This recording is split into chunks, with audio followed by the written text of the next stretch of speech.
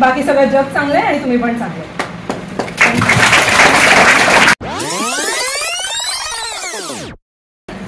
फक्त नवऱ्यासाठी किंवा भावाचीच काळजी घ्यायला हवी असं नाही, उलट आपण सर्व जास्त इम्पॉर्टंट होतो. आपण असलो तर आपण जन्म देऊ शकतो आणि मग हे सगळं जग आहे. लक्षात राहायला पाहिजेत गोष्टी, बरोबर. काही पण आपण मॅथ्सचं काहीतरी गणिताचं उदाहरण म्हणजे फॉर्म्युला शिकतोय, सायन्सचं काही शिकतोय, हे डोक्यात कधी राहणार आपल्या. ही सगळी जी प्रतिना मॅम सांगत होते, B12 प्रोटीन या सगळ्या आपल्याला बॉडीमध्ये पाहिजे. आता B12 एक गोष्ट असते, त्याच्यामुळे गोष्टी आपल्याला लक्षात राहतात.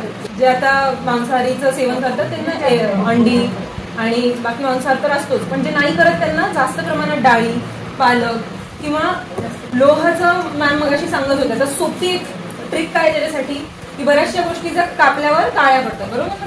डाळिंब झालं, गुळ झालं, तर ह्याचं जास्त सेवन करायचं. परत म्हटलं की आपण लहान बाळाला एकदम कमी वयापासून साखर चालू करतो. आता तुम्ही मूव्हीजमध्ये वगैरे बघत असताल, ही ऍक्ट्रेस एकदम त्यांची स्लिम बॉडी असते. आता तर तुम्हाला वाटतं का साखर खातात? बिलकुल नाही. साखरेचे कण सुद्धा खात नाही, एवढी ती वाईट साखर असते.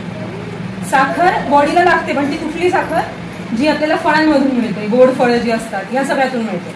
पण आपण वरतून चहामध्ये एवढी साखर टाकणार, ती बिलकुल चांगली नसते शरीरासाठी. त्यानंतर पिरियड्स बद्दल म्हणजे मासिक पाळी, तर मेन गोष्ट मासिक पाळीतली मी एवढंच सांगेन की स्वच्छता खूप इम्पॉर्टंट. स्वच्छता तुम्ही पाळली तरच तुम्हाला नंतर एक खूप म्हणजे कॉम्प्लिकेटेड आजार उद्भवू शकतात, तर ते सगळे प्रिव्हेंट केले जाऊ शकतात. असं नाही की प्रत्येकाचंच नाही दुखत, काही काहींचं दुखतं, काही काहींचं दुखत नाही. पण तरीही तुम्हाला जसं मॅम म्हणत होते, योगा आणि सगळ्या एक्सरसाइजेस खूप इम्पॉर्टंट. जेव्हा योगा करतात, योगाने बॉडी एकदम स्ट्रेच होऊन रिलॅक्स होते, तुम्हाला एकदम हलकं वाटायला लागतं.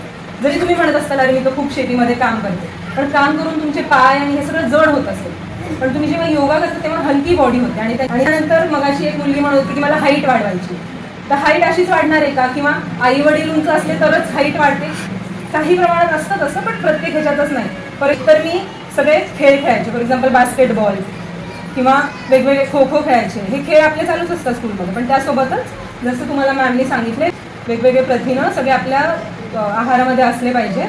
आणि त्यामुळेच मग तुमची हाईट वाढणार, स्किनवर ग्लो येणार. आणि त्यामुळे असं कशाचंच टेन्शन नाही घ्यायचं. आणि कारण टेन्शन म्हणजे आपण विचार करतो ना जास्त कुठल्याही गोष्टीचा, पैशाचा काही प्रॉब्लेम असेल, असतात प्रॉब्लेम, मान्य आहे, सगळ्यांना काही ना काही प्रॉब्लेम असतात, काहींचे छोटे काहींचे मोठे, पण जेवढं आपण त्याचा विचार करणार. आता कॅन्सर वगैरेचं मान सांगत होतं, कॅन्सर तुम्हाला काय वाटतं कशामुळे होतो? आणि टेन्शन. बरोबर आहे तुझं. आणि टेन्शन जेवढं तुम्ही जास्त घ्याल, तुम्हाला वाटत नसेल की अरे हा मी विचारच तर करते आणि कॅन्सर माझ्या बॉडीत कसं परिणाम होणार, पण होतो. तर मी एवढंच सांगेन सगळ्यांना की आनंदी राहा आणि स्वतःची काळजी घ्या, दुसऱ्यांच्या आधी स्वतःची काळजी घ्या, मग बाकी सगळं जग चांगलं आहे आणि तुम्ही पण चांगलं.